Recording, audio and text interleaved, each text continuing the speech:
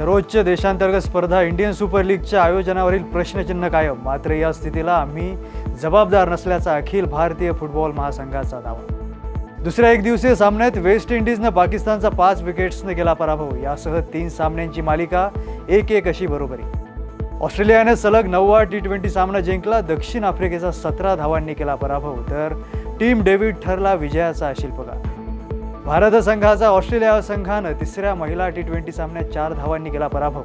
यासह ऑस्ट्रेलिया संघानं मालिका 3-0 अशी जिंकली.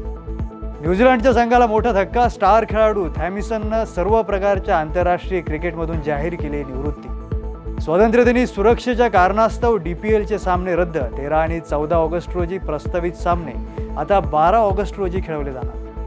अंडर-19 आशियाई बॉक्सिंग चॅम्पियनशिपमध्ये भारताच्या युवा महिला बॉक्सर निशा आणि मुस्काननं सुवर्णपदक जिंकलं, तर आणखी 5 जणांनी रौप्य पदकावर आपलं नाव कोरलं. नाशिकमध्ये पहिल्यांदाच अस्मिता खेलो इंडिया महिला वेटलिफ्टिंग स्पर्धा संपन्न. मनमाडच्या जय भवानी व्यायामशाळेत खेळाडूंनी गाजवली स्पर्धा.